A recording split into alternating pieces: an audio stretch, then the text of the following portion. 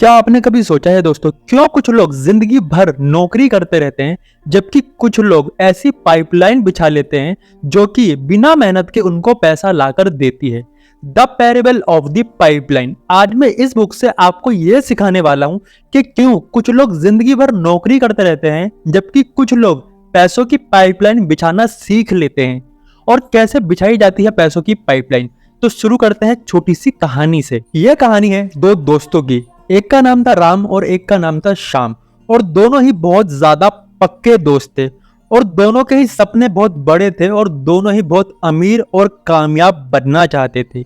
एक दिन उनके गांव में दो लोगों के लिए नौकरी निकलती है और किस्मत की बात यह है कि वो नौकरी इन दोनों दोस्तों को मिलती है। नौकरी में करना यह था कि दूर एक नदी थी और उस नदी से उन लोगों को पानी ढोकर लाना था बाल्टी से, और बदले में हर बाल्टी के पानी के उनको 200 रुपए मिलेंगे। अगर कोई एक इंसान दिन में 10 चक्कर भी लगाता है तो वो महीने के 60,000 रुपए आराम से कमा सकता था और वह बहुत जल्द ही गांव के सबसे अमीर लोगों में से एक बन सकते थे। पर राम ये बात जानता था कि जिस दिन वो बाल्टी ढोना बंद कर देगा उसकी जेब में पैसे आना बंद हो जाएंगे। और जब यही बात राम ने शाम को कही कि क्यों ना हम नदी से लेकर गांव तक एक पानी की पाइपलाइन बिछा दे जिससे खुद पानी बहता हुआ गांव तक पहुंच जाएगा और जो भी उसमें से पानी लेगा वो हमें कुछ पैसे दे देगा। शाम ने कहा, इन फालतू बातों में टाइम मत खराब करो, हमें कम से कम समय में ज्यादा से ज्यादा बाल्टी ढोनी चाहिए ताकि हम जल्दी से जल्दी अमीर बन पाए।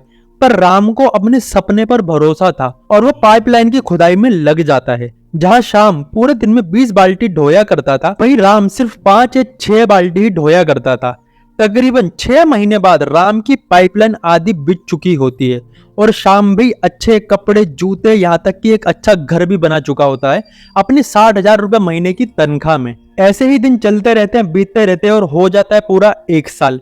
1 साल बाद राम की पाइपलाइन बिछ चुकी होती है नदी से लेके पूरे गांव तक, और वो पानी अब नदी से बहता हुआ सीधा गांव तक आता है बिना किसी मेहनत के। इसलिए अब सब राम से ही पानी लेना ज्यादा पसंद करते थे क्योंकि पानी जल्दी और आसानी से मिल जाता था कम से कम पैसों में। अब पाइपलाइन बिछने के बाद शाम का काम एकदम ठप पड़ गया था और अब जब राम खेल भी रहा होता था तब भी उसके जेब में पैसे आते थे और जब राम सो रहा होता था तब भी उसकी जेब में पैसे आते थे, क्योंकि बहता हुआ पानी जब भी कोई लेता था गांव में वो राम को कुछ पैसे दिया करता था। आपको बात समझ में आ रही होगी, बाल्टी ढोना यानी कि नौकरी करना।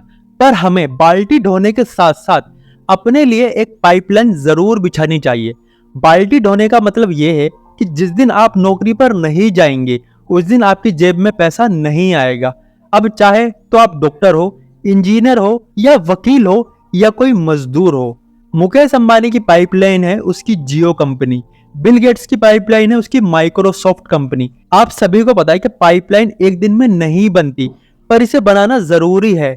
अपनी नौकरी के साथ साथ हमें पाइपलाइन पर भी ध्यान देना चाहिए। और आज के टाइम पे पाइपलाइन बिछाने के कई सारे ऑप्शन हैं।